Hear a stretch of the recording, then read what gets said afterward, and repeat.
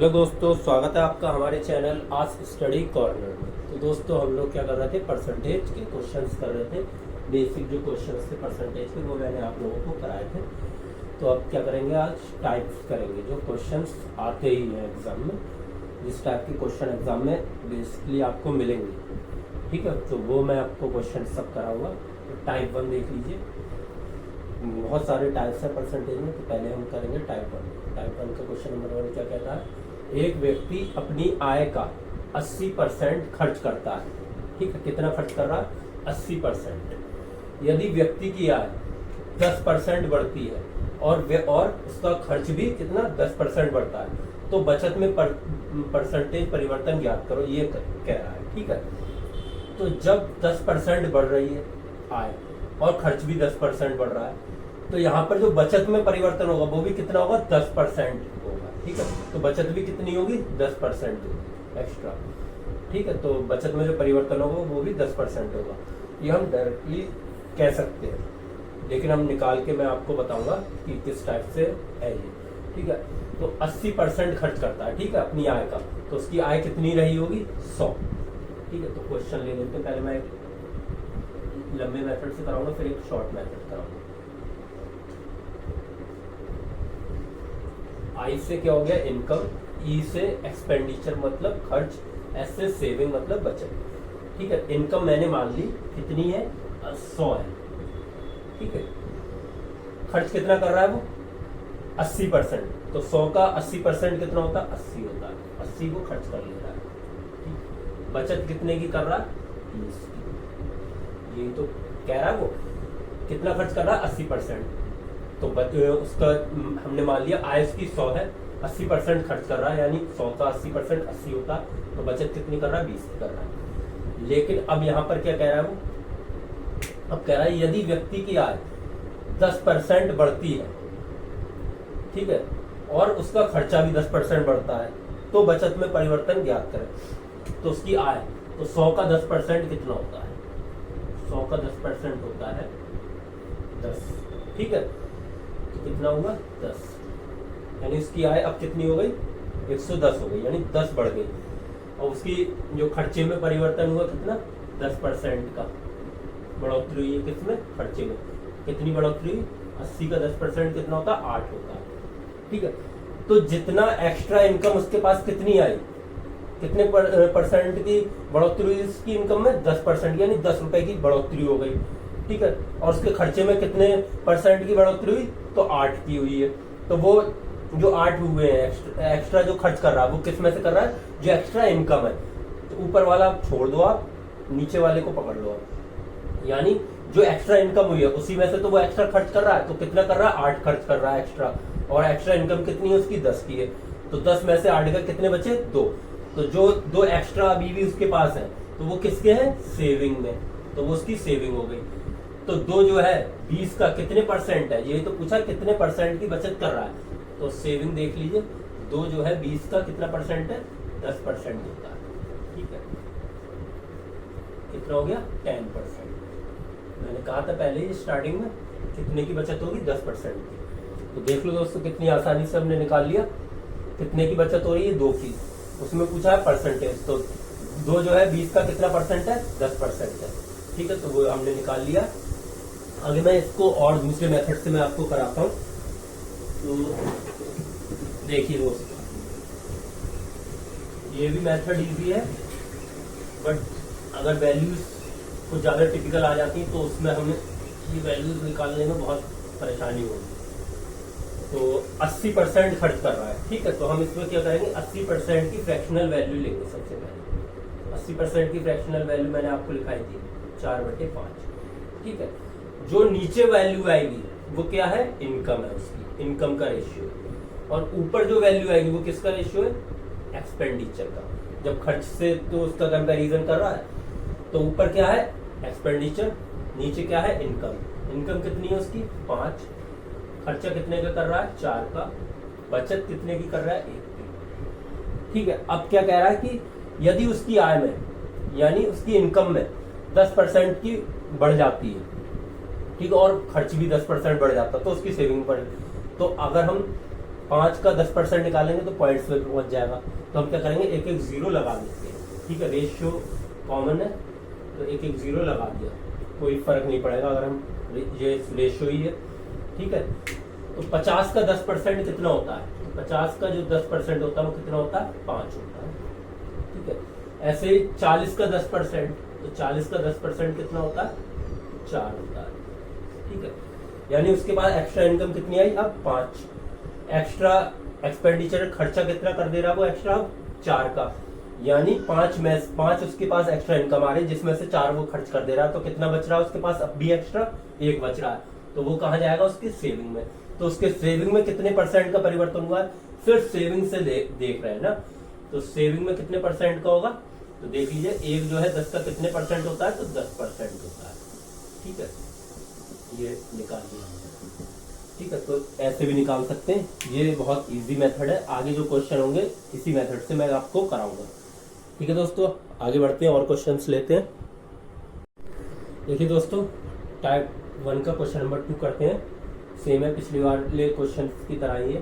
देखिए, एक व्यक्ति अपनी आय का 60% खर्च करता है। ठीक है, कितना खर्च कर रहा है, 60%, यानी आय और खर्चे का ये है परसेंटेज। ठीक है, तो 60% की जो फ्रैक्शनल वैल्यू होगी वो कितनी होगी, 3/5।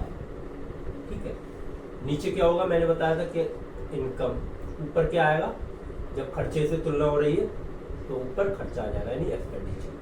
तो आय और खर्चे की तो तुलना की जा रही है यहाँ पर। तो एक व्यक्ति अपनी आय का 60% खर्च कर देता है। आय से इनकम यानी आय, ई से एक्सपेंडिचर खर्चा, और एस से सेविंग। ठीक है, तो यहाँ पर क्या है, इनकम हमें पता लग गई कितनी है, 5 रेशियो है। एक्सपेंडिचर खर्चा कितना है उसका, 3 रेशियो है।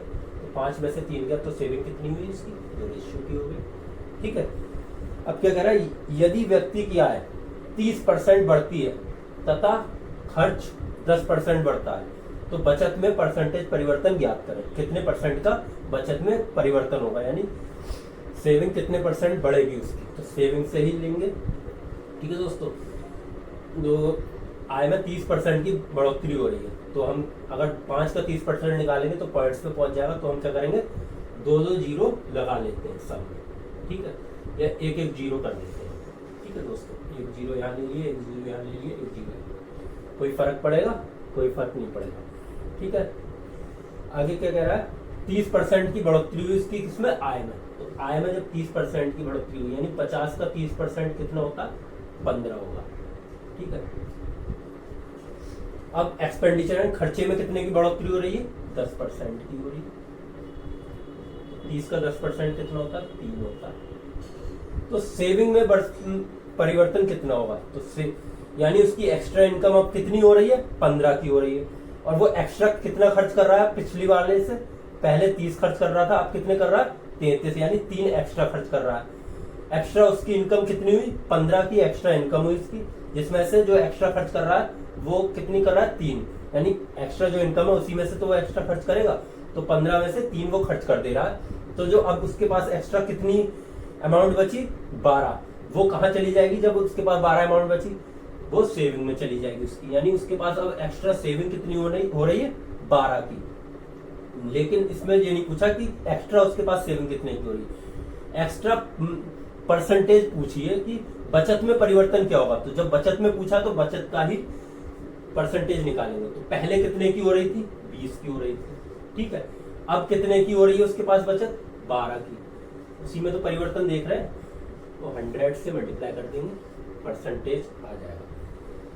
0 से 0 गया, 2 6 जा 6 × 10 60, यानी 60% का क्या होगा, उसकी बचत में परिवर्तन हो जाएगा। यानी पहले 20 रुपए की बचत हो रही थी, यानी कितने परसेंट हो रही थी, 50 में से, यानी 40% की बचत हो रही थी। अब कितने की हो रही है उसके पास, 60% की एक्स्ट्रा बचत हो रही है। ठीक है, तो बचत में परिवर्तन पूछा था, हमने निकाल लिया। किस में निकालेंगे, बचत में। बचत में कितने परसेंट की परिवर्तन हुआ, 60% का। ये आंसर आ जाएगा आपका। आगे बढ़ते हैं, क्वेश्चन नंबर 3 लेंगे। देखिए दोस्तों, क्वेश्चन नंबर 3 करते हैं। क्या कह रहा है, एक व्यक्ति 8,550 रुपए आय में से, यानी उसकी आय कितनी है, 8,550, उसमें से 5700 रुपए व्यय कर देता है, यानी 5700 रुपए क्या कर दे रहा है, खर्च करता है। ठीक है, यहाँ पर वैल्यूज दे रखी है, तो 8,550 रुपए उसकी आय है, उसमें से 5700 रुपए खर्च कर दे रहा है। यदि आय में 19% की वृद्धि हो जाती है और खर्चे में, व्यय में 13% की वृद्धि हो जाती है, तो बचत में परिवर्तन पूछ रहा है कि कितने परसेंट का बचत में परिवर्तन होगा, चेंजेस आएंगे।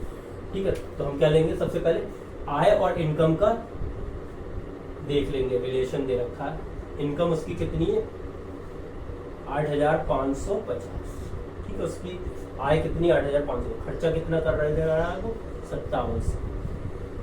तो हम क्या करेंगे, 8,550 में से 5700 माइनस करेंगे तो कितना, जो भी आएगी वैल्यू वो किसकी आएगी, सेविंग की आ जाएगी। ठीक है, जब हम इस टाइप से करेंगे तो बहुत ज्यादा लेंथी मेथड पड़ जाएगा। ठीक है, तो हम क्या करेंगे, इनकम और एक्सपेंडिचर यानी खर्चे का क्या कर लेंगे, रेशियो ले लेंगे।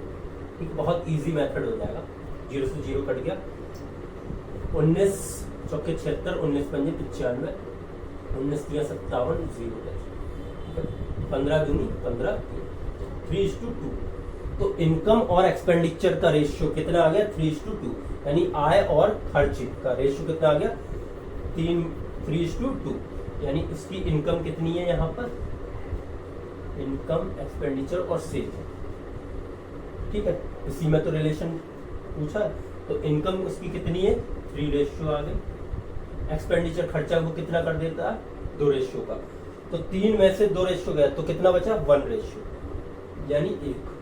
3 रुपए उसकी आय है, 2 रुपए वो खर्च कर दे रहा है, तो कितने रुपए उसके पास सेविंग में बच रहे हैं, 1 रुपया सेविंग कर लिया। ठीक, अब क्या कह रहा है, यदि आय, ये हमने रेशियो से हमने कर लेंगे, बहुत आसान पड़ेगा।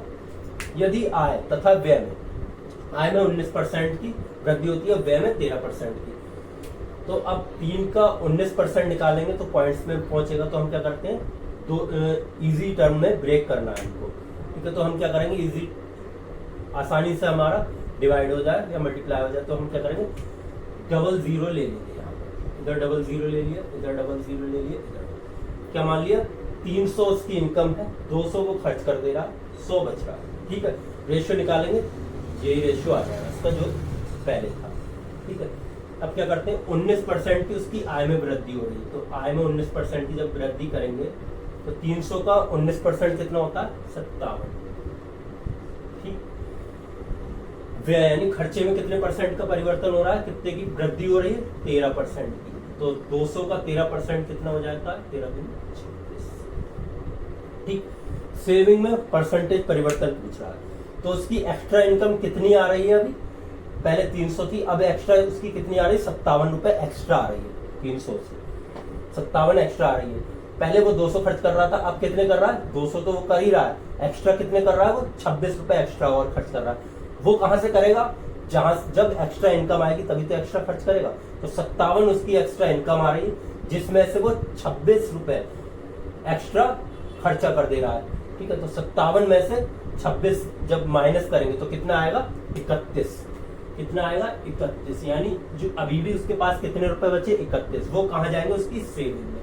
ठीक है, तो 100 का 31 कितना प्रतिशत हुआ, 31% होता है। ठीक है दोस्तों, 100 का 31 कितना परसेंट होता है, 31% होता है। ठीक है, देखिए कितना होता है, 31%। बस यही पूछा था हमसे, तब बचत में प्रतिशत परिवर्तन ज्ञात करें, तो कितना आएगा, 31%। ये हमने रेशियो लेके किया है, कितनी आसानी से हो गया। अगर हम सिर्फ ये वैल्यूज लेके करते तो बहुत ज्यादा आता आंसर, तब भी 31% ही, लेकिन बहुत ज्यादा लेंथी हो जाता है, इसलिए मैंने आप लोगों को इजी मेथड से कराया। आप लोग भी इसी से करिए, प्रैक्टिस करते रहिए।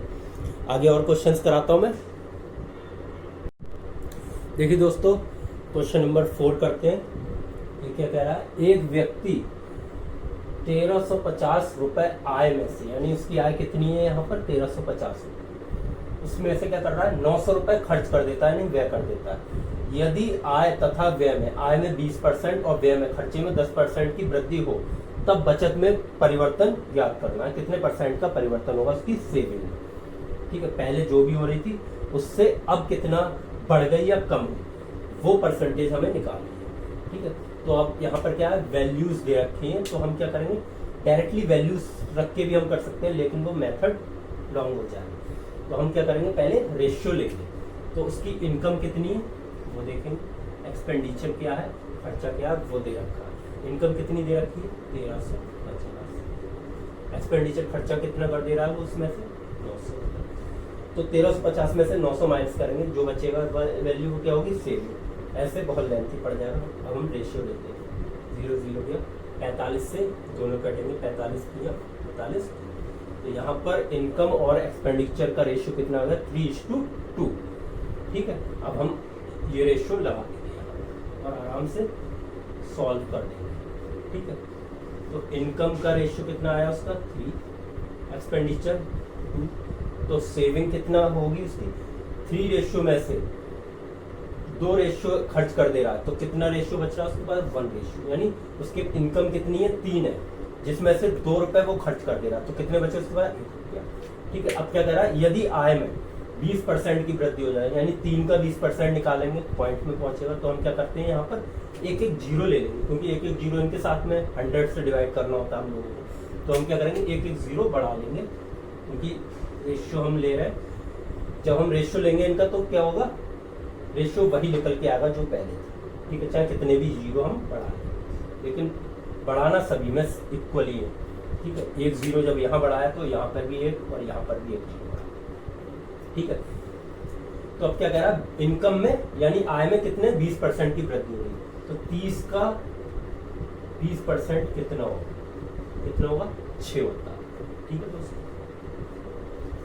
30 का 20% कितना होगा 6 होगा। कैसे निकालेंगे, 30 का 20%, 30 को 20 से मल्टीप्लाई, परसेंटेज है तो नीचे बस 6 आ। ठीक है दोस्तों, 30 का 20% कितना 6 है, और व्यय यानी खर्चे में कितने परसेंट की वृद्धि हो रही 10%, तो 20 का 10% कितना होता है, वो भी मैं निकाल के दिखाता हूँ आपको। 20 का 10% निकालना तो 10 से मल्टीप्लाई अपॉन परसेंटेज, तो अपॉन 100।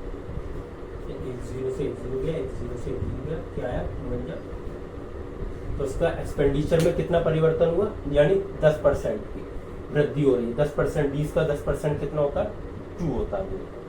तो अब क्या हुआ, उसके पास एक्स्ट्रा इनकम कितनी आ रही है 6 रुपए आ रही है। ठीक है, 6 की एक्स्ट्रा इनकम आ रही है उसके पास, और वो खर्चा कितना कर रहा है एक्स्ट्रा 2 रुपए एक्स्ट्रा खर्च कर रहा है। यानी कहाँ से खर्च करेगा, जहां से एक्स्ट्रा इनकम आ रही है। तो 6 रुपए जो एक्स्ट्रा इनकम है उसी में से तो वो 2 रुपए खर्च करेगा, तो 6 एक्स्ट्रा इनकम में से 2 एक्स्ट्रा एक्सपेंडिचर वो खर्चा कर ले रहा है 2 का, तो कितना बचेगा उसके पास 4। ठीक है, 6 में से वो 4 रुपए 6 में से 2 रुपए वो खर्च कर ले रहा है एक्स्ट्रा, तो उसके पास कितना बचेगा 4। वो कहाँ जाएगा उसकी सेविंग। ठीक है, तो 4 जो है 10 का कितना परसेंट होता है, तो 40%। ठीक है, यहाँ से देख लीजिए कितना है 40%, यानी 40%। इसमें हमसे पूछा है बचत में परसेंटेज परिवर्तन पूछा, तो कितना होगा, इसका आंसर 40% का उसमें परिवर्तन हो गया। पहले जो भी उसकी बचत रही हो, लेकिन अब कितनी उसकी बढ़ गई या कम हुई, तो कितनी बढ़ी है उसकी बचत 4। पहले कितनी हो रही थी 10, अब कितनी बढ़ी 4। तो इसमें ये नहीं पूछा कि कितनी बढ़ी, कितना परसेंटेज बढ़ा, तो 10 का 4 कितना परसेंट होता है 40% होता है। ठीक है, 10 का 4 जो है 40% होता है, यही हमसे पूछा गया। ठीक है, आगे बढ़ते हैं दोस्तों, एक आध क्वेश्चन और लेंगे। देखिए दोस्तों, क्वेश्चन नंबर 5 करते हैं। बहुत लेंथी क्वेश्चन है और बहुत ही आसानी से हम लोग इस क्वेश्चन को सॉल्व करेंगे। तो दोस्तों ये क्या कह रहा है, एक परिवार 25 किलोग्राम चावल तथा 9 किलोग्राम गेहूं की खपत करने में, यानी एक परिवार क्या करता है 25 किलोग्राम तो चावल लेता है और 9 किलोग्राम गेहूं लेता है, उसमें कितने रुपए खर्च कर देता है 350 रुपए खर्च करता है। ठीक है, वो पूरे महीने उसको चला रहा है। ठीक है, तो क्या कह रहा है 25 किलोग्राम चावल खरीदे उसने, 9 किलोग्राम गेहूं खरीदा, कितने रुपए में 350 रुपए में खर्च करता है। ठीक है, इन चीजों के लिए। लेकिन क्या कह रहा है, चावल का मूल्य गेहूं के मूल्य का 20% है, यानी अगर चावल गेहूं का मूल्य 100 है तो चावल का मूल्य कितना है 20 है। ठीक है, यही तो कह रहा है यहाँ से, चावल का मूल्य गेहूं के मूल्य का 20% है। ठीक है, तो 20% की फ्रैक्शनल वैल्यू मैंने क्या बताई थी, क्या होती है 1/5। क्या कह रहा है, चावल का जो मूल्य है गेहूं के मूल्य का, जिसका या के या को आ जाए तो वो टर्म क्या होगी, नीचे होगी। तो वो क्या कह रहा है, चावल का मूल्य गेहूं के मूल्य का, यानी गेहूं का मूल्य कितना है यहाँ पर, वीट मतलब गेहूं, तो गेहूं का मूल्य कितना है 5, और चावल का मूल्य मतलब राइस का कितना है 1। ठीक है, यहाँ से हमें ये चीज पता लगती है, यानी राइस का मूल्य है और वीट का मूल्य, गेहूं का चावल का मूल्य है 1 और गेहूं के मूल्य का कितना है, गेहूं के मूल्य का रेशियो कितना है 5। नहीं, यानी चावल का है 1 रुपया तो वीट गेहूं का है 5 रुपया। ठीक है, पर केजी। यदि गेहूं का मूल्य 20% बढ़ाया जाए, जो भी है, यानी किस में बढ़ा रहा है, गेहूं का कितना है 5, अगर 20% बढ़ाया जाए तब चावल की खपत में, चावल की खपत में परसेंटेज कमी ज्ञात करें, यानी खर्चा जो है चावल का क्या करना है, हमें कम करना है। यहाँ पर ये कहा गया है यदि उसका नया खर्च पूर्व के समान हो, यानी उसे कितने रुपए खर्च करने, केवल 350 ही रुपए उसको खर्च करने हैं। और क्या बोला है, गेहूं के जो खर्चा है वो कम नहीं करना है। ठीक है, ये तो बात पता लग रही। तब चावल की खपत में परसेंटेज कमी ज्ञात करें कि कितने चावल में कमी की जाएगी, तथा चावल का मूल्य स्थिर हो। चावल का मूल्य वही आएगा जो है 1 रुपया। ठीक है, लेकिन गेहूं का मूल्य बढ़ गया है, जिसकी वजह से हमें क्या करना है, गेहूं का जो खपत है वो हमें कम नहीं करनी है। 9 किलोग्राम पहले भी ले रहे थे, अब भी 9 किलोग्राम लेंगे, लेकिन चावल के मूल्य में हम चावल की खपत में हम कमी कर देंगे। वही पूछिए कि कितने % की कमी करेंगे, वो ज्ञात करेंगे। पहले कितने चावल खरीदे जा रहे थे, 25 किलोग्राम, अब कितने खरीदेंगे वो पूछा, उसकी परसेंटेज कितने % की कमी होगी 25 में से। ठीक है, चाहे 16 की कमी हो चाहे 20 की हो, वो हम निकालेंगे। तो और खर्चा उसका कितना है, जितने रुपए में पहले ले रहा था उतने ही रुपए में अब लेगा। कितने, 350 रुपए उसे खर्च करने हैं। तो पहले तो ये देख लो, पहले कितने रुपए किलो मिल रही थी, तो ये हमने निकाला रेशियो, 1 रुपए किलो चावल और 5 रुपए किलो गेहूं का रेशियो है। ठीक है, तो इस हिसाब से हम सबसे पहले क्या करेंगे, 25 किलोग्राम चावल हम खरीद रहे हैं। ठीक है, 1 रुपए के हिसाब से, तो कितना आएगा, 25 रुपए के होगा, 25 रुपए नहीं 25x, यानी 1x के। ठीक है, हमने x मान लिया, 1x इसकी चावल की कीमत है 1x रुपए पर केजी। ठीक है, और गेहूं की कितनी हो गई, 5x पर केजी। ठीक है, 1 केजी के कितने, 5x, ठीक है, पर केजी। ठीक है, वही इसकी हो गई। तो 5x पर केजी, कितने गेहूं खरीद रहे हैं हम, 9 किलोग्राम, तो 9 से मल्टीप्लाई कर दो, तो 45, यानी कितना, 45x। ठीक है, तो हमने यहाँ से क्या निकाला, 45x के हमें गेहूं पड़ रहे हैं और 25x के चावल पड़ रहे हैं। ठीक, अब इसको हम जोड़ेंगे, वही तो खपत आएगी कि कितने रुपए की आ गई, ये रुपीज आ गए हमारे क्या x में। ठीक है, और ये रुपीज में है, तो हमें इसको निकालना है कि कितने रुपए की क्या चीज आ रही है। तो 25 + 45 कितना होगा, 70, यानी 70 ऑफ x। लेकिन 70x नहीं है, कितना खर्चा कर रहे हैं हम, 350 रुपए का खर्चा कर रहे हैं दोनों चीज पर, 350 रुपए। यहाँ से हम x की वैल्यू निकालेंगे, 0 से बन गया 7 × 35, यानी x की वैल्यू कितनी आ गई, 5। तो हम x की वैल्यू यहाँ पुट करेंगे, कौन है दोस्तों, क्वेश्चन नंबर 5 लेते हैं। क्या कह रहा है, एक परिवार 25 किलोग्राम चावल तथा 9 किलोग्राम गेहूं की खपत करने में कितने रुपए खर्च कर दे रहा है, 350 रुपए खर्च कर दे रहा है। यानी 25 किलोग्राम चावल और 9 किलोग्राम गेहूं ला रहा है, वो कितने के, 350 रुपए के, वो खर्च कर रहा है। फिर क्या कह रहा है आगे, चावल का मूल्य गेहूं के मूल्य का 20% है, यानी अगर गेहूं का मूल्य 100 है तो चावल का मूल्य कितना है, 20 रुपए। ये तो हुआ 20% का मतलब। तो हम क्या करेंगे, 20% की मैंने आपको फ्रैक्शनल वैल्यू बताई थी कितनी होती है, 1/5। ठीक है, तो ये 5 जो रेशियो है वो किसकी वैल्यू आ गई हमारे पास, गेहूं की। ठीक है, वीट की। और एक जो ऊपर आ गई वो किसकी आएगी, राइस की। कैसे निकालेंगे, चावल का मूल्य गेहूं के मूल्य का, जिसका के या से आ जाए तो वो टर्म क्या आएगी, नीचे होगी, तभी तो परसेंटेज बनती है, फ्रैक्शनल वैल्यू मैंने आपको बताया था। तो गेहूं के मूल्य का, तो गेहूं का नीचे आ गया, कितना है चावल का मूल्य 1 है, तो वो ऊपर आ गया। तो राइस और व्हीट का जो रेशियो है वो कितना है, 1 और 5। ठीक है, तो हम क्या लेंगे, 1x rupees per KG rice का मूल्य है, 5x rupees per KG wheat का मूल्य है। यानी 1 केजी राइस का कितने रुपए का आ रहा है, 1x का, और व्हीट का 1 केजी कितना आ रहा है, यानी गेहूं का 1 केजी 5x का आ रहा है। ठीक है, तो हम क्या करेंगे, सबसे पहले 25 केजी हमने चावल खरीदे। ठीक है, बहुत आसान है, 25 केजी हमने चावल खरीदे, कितने रुपए के साथ से, 1x के साथ से। तो टोटल हमें राइस पे यानी चावल पे कितने रुपए की खपत हुई हमारी, 25 से मल्टीप्लाई करेंगे कितना आएगा, 25 ऑफ x। ठीक है, इतने रुपए हमारे खर्च होगा किसमें, चावल खरीदने में। यही तो निकला हमारा इससे। फिर क्या कहते हैं, व्हीट यानी गेहूं की खपत में कितने रुपए, कितने केजी गेहूं ले रहे हैं, 9 केजी है, 9 केजी। ठीक है, 1 केजी गेहूं कितने का आ रहा है, 5x का। कितने का आ रहा है 1 केजी, 5x का, वो हमने निकाल लिया। ठीक है, तो इसको इंटू करेंगे 9 से मल्टीप्लाई करेंगे। ठीक है, 9 केजी गेहूं ले रहे हैं हम कितने के हिसाब से, 5x 20 पर केजी के हिसाब से, सबको आता होगा।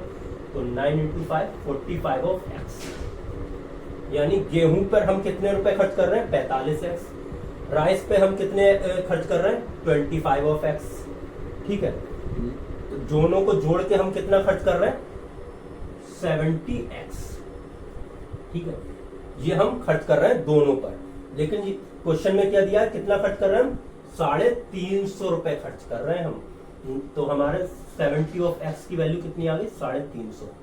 यहां से हम x की वैल्यू निकालेंगे, 0 से 0 गया, 7 5 जा, x की वैल्यू कितनी आ गई, 5 आ गई। ठीक है, x की वैल्यू हम यहां पर पुट करेंगे, तो x की वैल्यू है 5।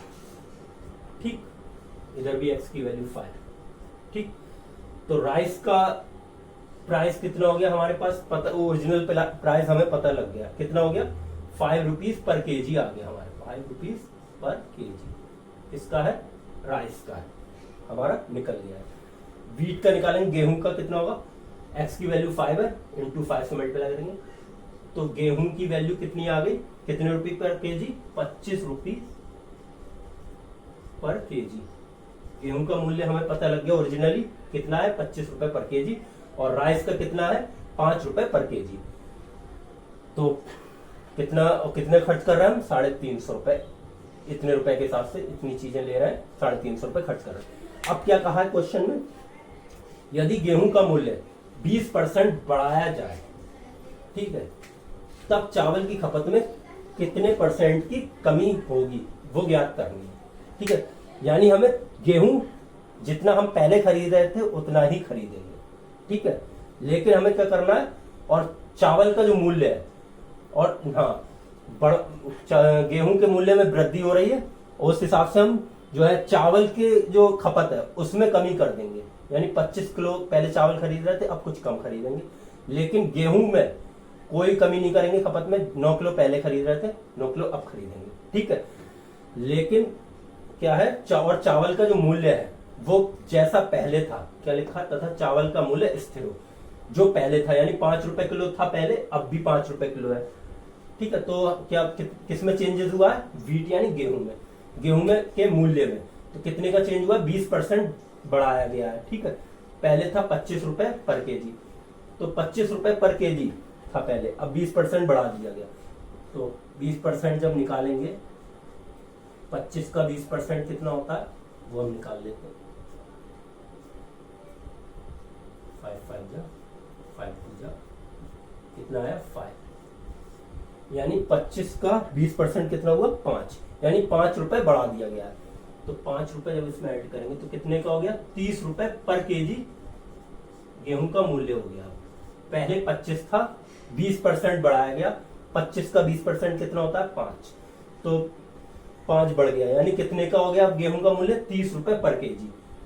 ठीक है, गेहूं का मूल्य बढ़ गया, तो अब क्या कहा है कि तब चावल की खपत में कितने % की कमी की जाए, ज्ञात करें, कमी ज्ञात करनी है कि चावल की खपत में पहले 25 किलोग्राम कर रहे थे, अब कितनी करेंगे, लेकिन जो खर्चा है वो हमारा कितना रहना चाहिए, 350 ही रहना चाहिए, इससे ज्यादा नहीं होना चाहिए। तो सबसे पहले हम गेहूं के खपत में कोई परिवर्तन नहीं कर रहे हैं, चाहे कितनी बढ़ जाए कीमत। तो कितनी हो गई, 30 रुपए पर केजी हो गई। कितने रुपए कितने गेहूं खरीद रहे हैं हम, 9 किलोग्राम। 9 से मल्टीप्लाई करेंगे कितना आएगा, 270 रुपए। 270 रुपए हम खर्च कर रहे हैं गेहूं खरीदने पर, और टोटल हमें खर्च कितने करना है, 350। 270 हमने खर्च कर दिए, कितने बचे हमारे पास, 80 रुपए। ठीक है, 80 रुपए हमारे पास बचे। ठीक है, इनसे हम क्या करेंगे, चावल खरीदेंगे। कितने रुपए पर केजी खरीदेंगे हम चावल, 5 रुपए पर केजी खरीदेंगे। ठीक है, और हमें किलोग्राम निकालना है कि कितने किलोग्राम हम खपत कम होगी। तो हम 80 रुपए में 5 रुपए पर केजी के हिसाब से कितने चावल खरीद सकते हैं। तो देखिए दोस्तों, 5 16 किलोग्राम चावल खरीदेंगे। ठीक है दोस्तों, आगे इसको मैं मिटा देता हूं, यहां पर मैं आपको सॉल्व करके दिखाऊंगा। ठीक है, तो अब क्या है, 16 किलोग्राम चावल हम खरीदेंगे। ठीक है, पहले कितने खरीद रहे थे, 25 किलोग्राम। तो अब कमी हुई नहीं हुई, यही पूछा गया। तब चावल की खपत में पहले खपत कितनी थी, 25 किलोग्राम की। अब कितनी कमी हो गई, अब 16 किलोग्राम खरीद रहे हैं, यानी कितने की कमी हो गई, 9 किलोग्राम की। लेकिन वो कह रहा है कितने परसेंटेज की कमी हुई है, कितने परसेंट की कमी हुई है चावल की खपत में। पहले 25 थी, अब कितनी हो गई, 16 हो गई। कितने की कमी हुई, 9 किलोग्राम की। कितने में, 25 में। ठीक है, पहले ओल्ड के हिसाब से ही तो लेंगे, खपत पहले जो थी उसी हिसाब से तो पता चलेगी कि कितने की कमी हुई है। तो 25 से 9 की कमी हुई, कितने में, 25 में। पहले 25 था, अब कितने, 16 किलोग्राम खरीद रहे हैं, यानी कितने की कमी, 9 की कमी किसमें, 25 में। तो नीचे 25 लिख लिया, इंटू 100, 25 चौके कितने की कमी हुई, कितने परसेंट की, 36% की कमी होगी। ये हमारा आंसर आ गया। देखिए दोस्तों, कितनी आसानी से हमने कर लिया। आप लोग प्रैक्टिस करिए, आपको बहुत आसानी से इसको समझ में आ जाएगा। तो दोस्तों, लेक्चर यहीं खत्म करते हैं। आगे वीडियो में हम टाइप 2 करेंगे परसेंटेज के, और अच्छे क्वेश्चंस होंगे उनमें। तब तक के लिए गुड बाय, थैंक यू।